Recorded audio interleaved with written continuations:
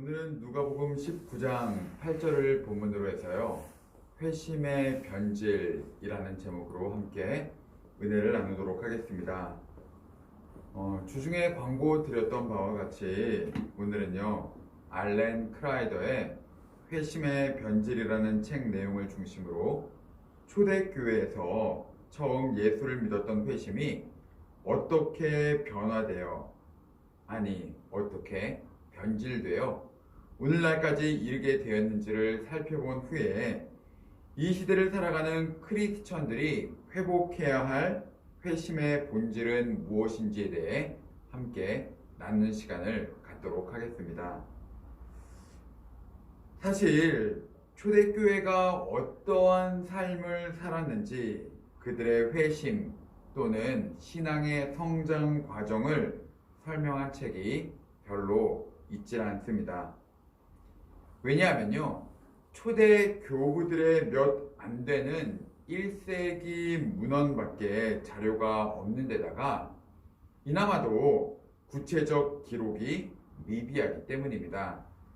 그래서 초대교회의 일상과 그들의 삶, 예배를 엿볼 수 있는 책은 오늘 우리가 살펴보는 알렌 크라이더의 몇 개의 저술들과 로버트 뱅스의 1세기 교회 예배 이야기 시리즈들, 그리고 지난주에 우리가 나누었던 로드니 스타크의 기독교의 발흥 등이 대표적인 저작들입니다.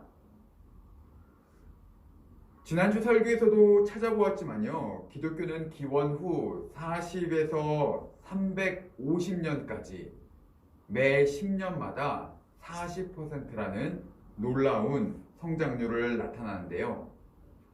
흥미롭게도 초대교회는요, 대중 전도에 대한 언급이 없을 뿐만 아니라 그런 것이 실제로 존재하지도 않았다는 사실입니다. 사람들이 전도도 하지 않았는데 그렇다면 초기 기독교는 어떻게 이렇게 놀라운 성장을 이뤄낼 수 있었을까요? 초대교회에서는요, 기독교인이 되기 위해서, 즉, 이 회심을 위한 과정을 보통 4단계로 보았습니다. 1단계는요, 복음 전도의 과정인데요. 지금과 같은 대중 전도의 방식이 아니라 1세기 초기 기독교는요, 그리스도인들의 삶을 보고 기독교의 매력을 느낀 이교도들이 기독교 공동체의 모임에 함께 참여하는 방식이 대부분이었습니다. 교회 지도자들이 이렇게 모임에 참석한 자들을 검증한 후에 그들의 믿음이 적합할 경우에만 2단계 과정으로 넘어가는 것을 허락하였습니다.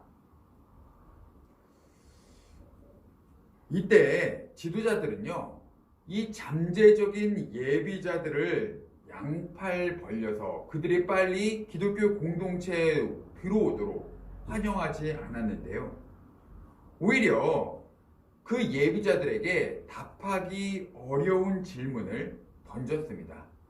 예를 들면요, 당신은 우상숭배나 살인, 성적인 타락과 관련된 직업을 갖고 있지는 않습니까? 만약 그렇다면 그런 삶을 거부할 수 있겠습니까? 라는 질문. 그리고 이러한 질문들에 대해서 응답하지 못한다면 기독교 신앙을 받아들이지 말라고 도전하기도 하였습니다. 그들은 처음부터 교회 공동체의 가치관이 전통적인 사회의 가치관과는 전혀 다르다는 것을 전달하고 가르치려고 노력하였던 것이죠. 이렇게 첫 번째 시험을 통과하고 지도자들의 가르침을 수용하면요, 그들은 2단계 과정으로 들어가게 되는데요. 이 2단계는요, 신앙 문답 과정입니다.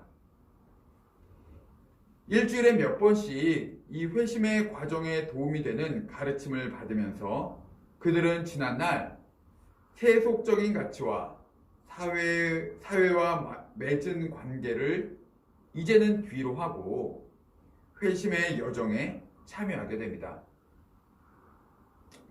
이 단계까지에도요, 아직 이 예비자들은 교회의 정식 회원이 된 것이 아닙니다. 이 신앙 문답 과정은요, 3년간 지속되었고 길게는 5년까지도 이어졌습니다. 그런데 중요한 것은요, 기간이 문제가 아니라 그 기간 동안 이 예비자들이 어떠한 삶과 행동이 변화가 되었는지입니다. 그리고 이 과정, 이 3년여의 과정을 오랜 시간 지켜보면서 예비자의 행동이 충분히 변했다고 판단되어지면 3단계로 진입하게 되는데요. 그들이 3단계에 진입할 수 있는 조건은 이와 같습니다. 무엇이냐면요, 예비자들을 지켜보며 인도하던 후견인들이 그 예비자의 삶이 진정으로 변했는지를 보증해 주어야 하는 것이죠. 예를 들어서 이 예비자가 실제로 선한 삶을 살고 있습니까? 그는 자기 부모를 공경합니까? 이 사람은 술 주정뱅이나 허풍쟁이는 아닙니까? 이런 질문들에는요, 문답자가 고용주와의 관계는 어떤지, 그리고 그가 하는 직업이 우상 숭배와는 관련이 없는지, 이런 내용도 포함이 되었습니다. 그리고 실제로 그러한 삶을 살고 있는 것이 맞습니다라고 후견인이 보증해 주지 않는다면 그는 결코 3단계로 넘어갈 수 없었습니다. 이 모든 과정을 거친 후에야 3단계로 들어가는데요. 3단계는 보통 부활절 전 40일 동안인 사순절 기간에 교리적인 가르침을 더 받은 후에 침례를 받음으로 이제 부활절에 침례를 받는 것이죠. 그렇게 함으로 완전한 공동체의 일원이 되게 됩니다. 그들은 이제 평화의 입맞춤과 같은 가족 활동에 참여할 수 있게 되었고요. 처음으로 주기도문으로 공동 기도에 함께 참여하게 됩니다. 그렇지만요, 침례를 받았다고 해서 이게 마지막은 아닙니다. 마지막으로 4번째 단계가 남아있는데요. 그것은 신비 입문식이라는 단계입니다. 신비 입문식이란 무엇이냐면요, 공동체의 기도와 주의 만찬에 참여할 수 있는 자격이 주어지는 것입니다. 즉, 공동체의 일원으로서 성찬과 침례가 얼마나 신비스러운 방식으로 우리 영혼에 유익이 되는지를 이 기간 동안 배우게 되고요. 신비 입문식이 끝난 후에야 드디어 크리스천이라고 부름을 받게 됩니다. 그래서 이 4단계의 과정이 짧으면 3년, 길게는 5년 이상까지도 소요가 되었던 것이죠. 회심을 이루기 위한 이 4단계에서 가장 중요한 단계는 단연코 2번째인 신앙 문답 과정입니다. 이 단계에서는요, 초대교회 회심의 핵심적인 3가지를 검증받게 되는데요. 첫 번째로는 무엇이냐면요, 바로 신념입니다. 신념. 어떤 신념입니까? 이 신념은요, 예수 그리스도의 죽음과 부활에 대한 신념입니다. 초기 기독교가 성공한 주요 원인은요, 그리스도께서 죽음을 정복하셨기 때문에 그리스도인들은 더 이상 죽음을 두려워할 필요가 없다는 사실입니다. 박해와 전염병이 널리 퍼진 세상에서도 그 누구도 슬퍼하지 않을 수 있었던 까닭은요, 기독교인은 아무도 질병에 걸리지 않아서가 아닙니다. 하나님께서는 그들에게 부활을 약속해 주셨기 때문에 모두가 죽음을 뛰어넘어 안전을 누릴 수 있었던 것이죠. 그런데 작금의 우리의 신념은 어떠한가요? 우리는 기독교인이 되기 위해 신앙 문답이라는 것을 배워본 적이 없는 사람들이 태반입니다. 이 시대에 기독교인이 된다는 것은요, 보통 2단계로 이루어집니다. 초기 기독교가 4단계로 이루어졌다면요, 지금 이 시대는 2단계로 이루어진대요. 1단계는 무엇이냐면 침례와 세례의 의식이고요. 그리고 2단계는 그렇게 침례와 세례를 받은 사람들이 부모나 주변 기독교인들이 제공하는 비공식적인 모범이나 교훈들을 따르는 것이죠. 그런데 이 2단계의 경우는요, 대부분 잔소리나 어떤 피로도를 느끼면서 그렇게 신앙생활을 하는 의무적인 규범들에 불과하다고 느껴지는 것입니다. 고로 대부분의 신앙인들은요, 신앙의 초보적 단계에 머물러 있는 수준을 벗어날 수 없게 됩니다. 그들에게 로마서 6장의 말씀처럼 죄에 대하여 죽고 그리스도 예수 안에서 하나님에 대하여는 살아있는 자로 살아간다는 것이 과연 어떤 의미가 있을까요? 회심의 첫 번째 핵심 요소가 신념이었다면요, 두 번째 핵심 요소는 행동입니다. 신념이 뚜렷하지 않으면 결코 행동의 변화도 기대할 수 없습니다. 2세기의 한 설교 클레멘트의 서신을 보면요, 이런 글이 나와 있습니다. 이 교도인들이 우리의 입술에서 하나님의 말씀을 들을 때 그들은 우리의 삶의 아름다움과 위대함에 경탄할 것이다. 그러나 그 후에 우리의 행동이 우리가 내뱉는 말과 일치하지 않는 모습을 보게 된다면 그들은 돌이켜 우리를 비웃을 것이며 우리가 믿는 것은 헛된 신화요 망상에 불과하다고 말할 것이다.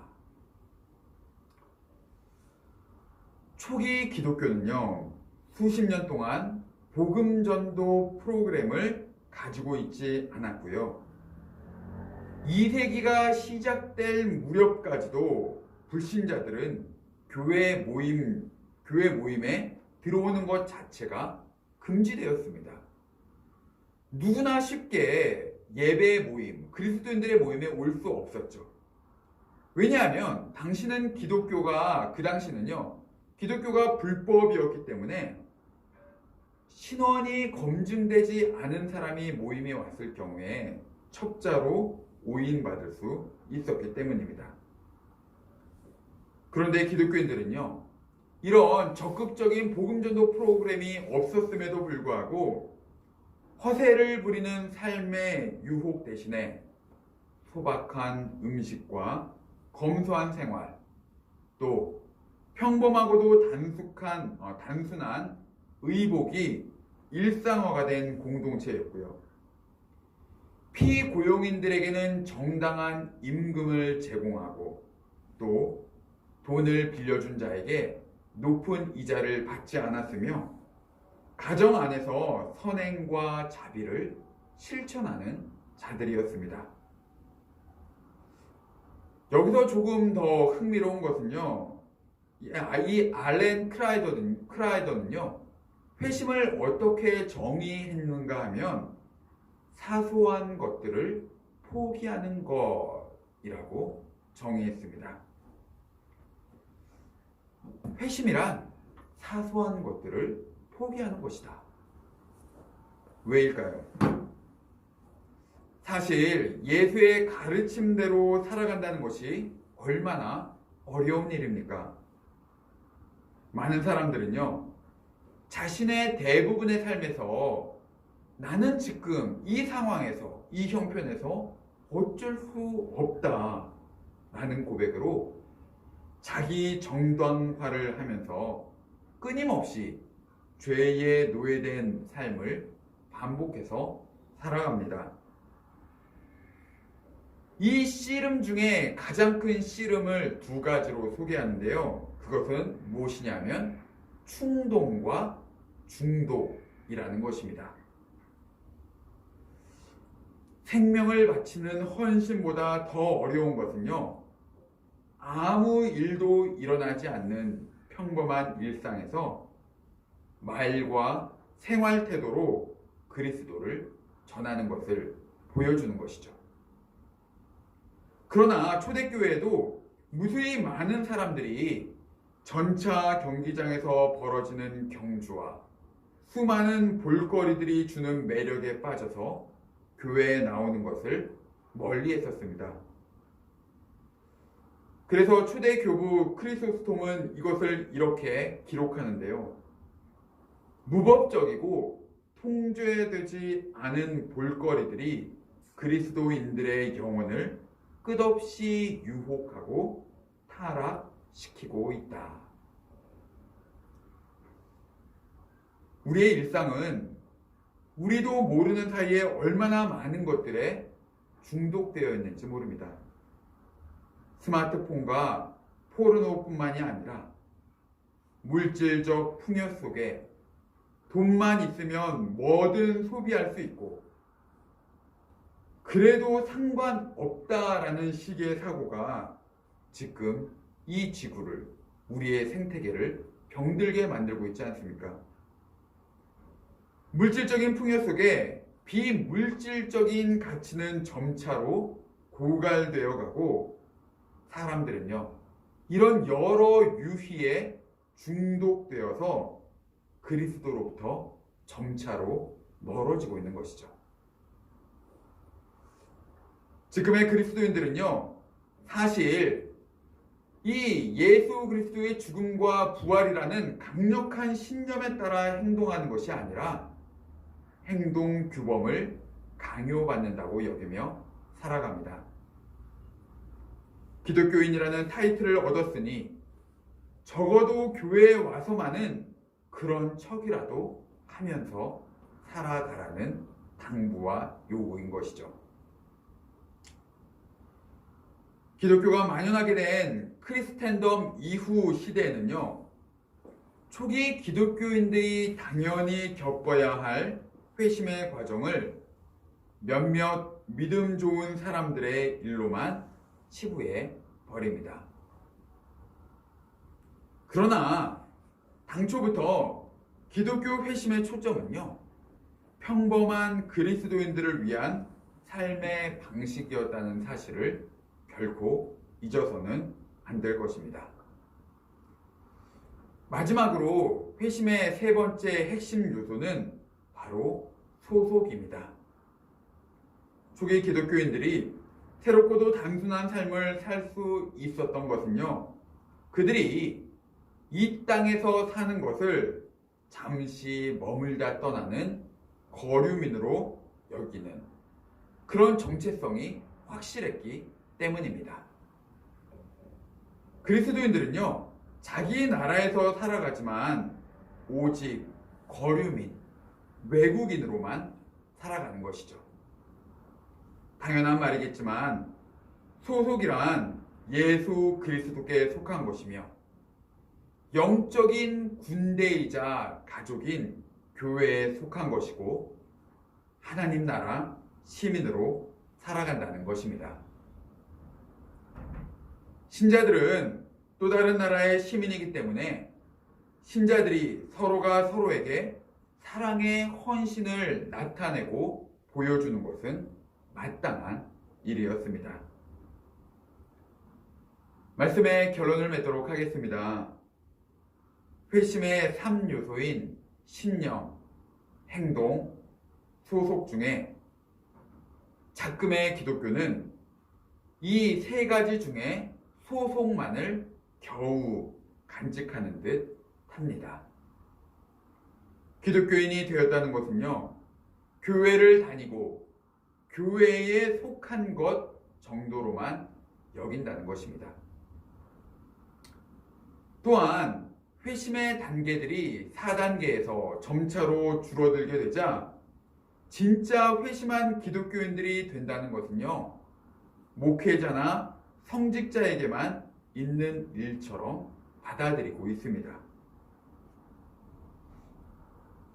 나는 그냥 예수를 믿어서 내가 원하는 삶을 살고 싶은 것이고, 목사님이나 아니면 정말 그런 사역자들이나 초대교회에서 요구하는 회심의 삶을 사는 것 아닌가라고 여기는 것이죠. 여러분들은 어떻습니까? 확고한 신념 가운데 서기 위해 무엇을 배웠고 익혔고 또 실천하며 살아가고 있습니까? 오늘 본문 삭개오는요, 예수를 믿고 회심을 경험한 이후로 자기 소유의 절반을 가난한 자들에게 나누어 주고 혹 빼앗은 것이 있다면 4배로 갚겠다는 놀라운 고백을 하게 됩니다. 이 말씀을 우리 삶에 비춰보며 왜 나는 회심의 정의처럼 사소한 것조차 포기하는 결단조차 할 수 없는 것일까? 라고 질문해 보면 좋겠습니다. 그리고 그리스도 안에 있는 십자가 복음과 부활의 능력이 내 삶의 중요한 목적이 되길 다시 한번 결단하는 저와 여러분이 되시기를 주님의 이름으로 간절히 축원을 드립니다.